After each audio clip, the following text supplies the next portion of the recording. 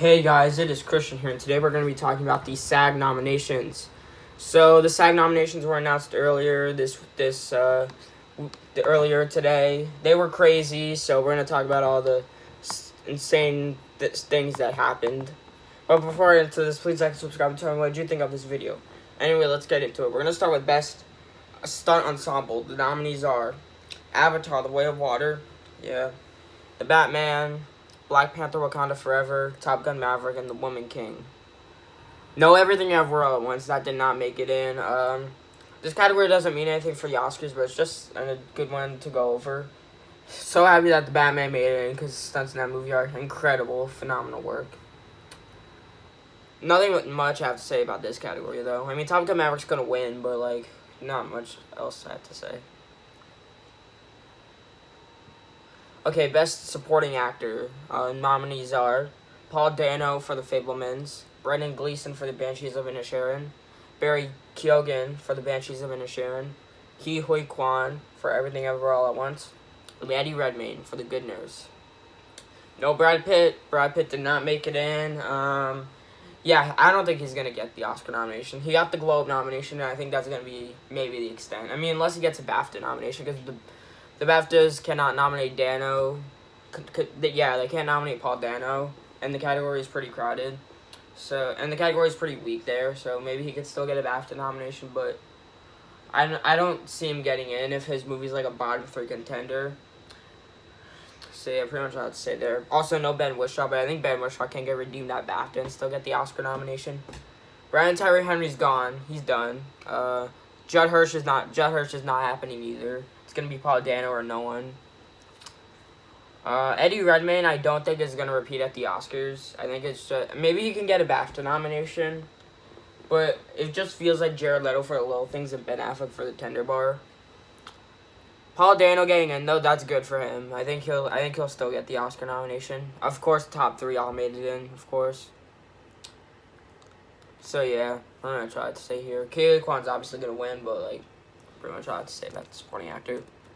Supporting actress, the nominees are Angela Bassett, Black Panther Wakanda Forever, Hong Chow for The Whale, Carrie Condon for The Banshees of Inisherin, Jamie Lee Curtis for Everything Everywhere All at Once, and Stephanie Hsu for Everything Everywhere All at Once. No Dolly DeLeon for Triangle of Sadness. I still think she'll get the BAFTA, though, and then they'll repeat for an Oscar nomination. But the biggest snub here, no Janelle Monáe. Janelle Monáe's not happening for Glass Onion. Absolutely not. Maybe if she gets a BAFTA nomination, but I don't see that happening anymore. Stephanie Hsu could maybe get in. Kind of same thing as Paul Dano. Both were not on the BAFTA long list, but both made it in here. I do think that I'm not sure if the Oscars would do 2 double nominations. I think Banshees getting a double nomination is far more likely, though. Of course, top 3 all made, and Angela Bassett's probably gonna win here. Let's just be honest. Carrie Condon obviously made it. Jamie Lee Curtis, obvious. Hong Chow, I think, is gonna get nominated for the Oscar because she has this, so she's probably gonna get BAFTA too. And then if she has both of those, then she just gets the Oscar nomination. I think my Oscar 5 in this category right now would be Bassett, Chow, Condon, Curtis, and then Dolly DeLeon, I guess. And then supporting actor, I forgot to mention, I think would be Paul Dano, Brendan Gleeson, Barry Keoghan, Ke Huy Quan, and Ben Whishaw. That's my Oscar 5 there. Best Actor. The nominees are Austin Butler for Elvis, Colin Farrell for The Banshees of Inisherin, Brendan Fraser for The Whale, Bill Nighy for Living, and Adam Sandler for Hustle. Shocker. Adam Sandler got in. He didn't even get a Golden Globe comedy nomination. That's an interesting choice. Although, no Tom Cruise. Tom Cruise, goodbye. He's not getting nominated for the Oscar.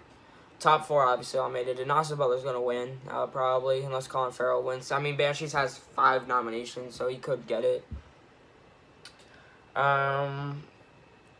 Paul Mescal is obviously not going to get nominated for After Sun, but I still think he'll get the Oscar nomination because of how weak the category is. Because Adam Sandler's not going to get the Oscar nomination.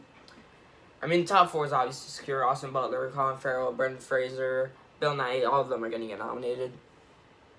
And then I just have Paul Mescal just because I do think Felix Camera can maybe sneak in for All Quiet if they like really like the movie, kind of like how they really liked Roma and nominated 2 of the actors from that movie. I don't think they nominate 2 actors from All Quiet, but I think Camera is a possibility.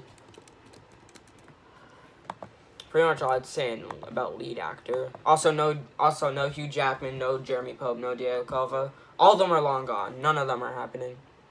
Okay, best actress. And then I have to go with my Oscar lineup, okay, real quick. My Oscar lineup right now would be Austin Butler, Colin Farrell, Brendan Fraser, Paul Mescal, and then Bill Nye. Best actress. The nominees are Cate Blanchett for Tar, Viola Davis for The Woman King, Ana de Armas for Blonde, called it, Danielle Deadwyler for Till, and Michelle Yeoh for Everything Everywhere All at Once. Where is Michelle Williams? Where is Michelle Williams? She's not here, and she's kind of vulnerable for the Oscar nomination now. I mean, I still think she'll get the Oscar nomination because I think they'll like The Fabelmans enough to nominate her, but I think she's a little bit wobbly now. Ana de Armas, though, could definitely get the Oscar nomination. She's 100% possible. If she gets BAFTA, I think I might have to predict her. Yeah, but the top 5 of those, just like, who would I take out? I mean, there's Cate Blanchett, Viola Davis, Danielle Deadwyler, Michelle Williams, and Michelle Yeoh. That just seems like such a solid 5. But but Ana de Armas could take one of their slots. I've always never been 100% sold on Viola Davis, but like I have to stop being so resistant because she's probably gonna get every precursor. Margot Robbie, though, I think she's done. I don't think she's gonna get nominated. Maybe it could be like a Kristen Stewart and Spencer, where she misses SAG and BAFTA, but then still gets the Oscar nomination off of Globe and Critics' Choice. But I don't think it's looking that likely now, especially because Babylon's like a bottom 3 contender. So I don't think she'll get nominated. I don't think Brad Pitt's gonna get in either, though, without her. Like, if Margot Robbie was getting in, I would assume Brad Pitt would be going along for the ride. But without Margot Robbie getting nominated, I don't see Brad Pitt going along. Sorry. Winner prediction, though, probably gonna be Cate Blanchett. No. It's gonna be Michelle Yeoh. At SAG, it's definitely gonna be Michelle Yeoh. Yeah, my Oscar 5 right now is probably Cate Blanchett, Viola Davis, Danielle Deadwyler, Michelle Williams, and Michelle Yeoh. Okay, let's go to the big one. Best Ensemble. The nominees are Babylon, How, The Banshees of Inisherin, Everything Everywhere All at Once, The Fabelmans, and Women Talking. They actually nominated that for something. And that didn't even get any other acting nominations. Same thing with Babylon. Babylon didn't get any acting nominations, and it's still nominated for Ensemble. No Glass Onion. Glass Onion's not going to get Best Picture at the Oscars. I'm sorry. It's not going to happen. Also, no Elvis. Elvis, we tried to hype that up. Probably not happening. Especially at DGA. I'm going to film my DGA discussion video later. You'll see that Elvis also didn't have a strong showing there either. Babylon and Women Talking, though, are still in the race, I think. I still think those are the bottom 2 in Best Picture. I think All Quiet's number 8. I think that's getting in. And I think Babylon's number 9. Because I think Babylon has potential to be like Nightmare Alley. Meanwhile, Women Talking could potentially just get 2 nominations. Like, if it's really weak. But I don't think it's weak enough for me to say no to it. I think I'd have to take out Triangle of Sadness. And that would be... And I don't think... I don't think Dolly DeLeon getting nominated without the movie in picture is that impossible. So I think I'd still predict her to get nominated without the movie in picture. And then I just predict the movie to get a screenplay nomination as well. What's going to win? Probably going to be Everything Everywhere. I mean, unless they give it to Banshees or Fabelmans. What I think is the runner-up. I don't think Fabelmans would win SAG. I think that could win, like, Critics' Choice or something. Because Critics' Choice gave it to, like, Belfast, The Irishman, Trial of Chicago 7. I think Fabelmans could be following in the same footstep.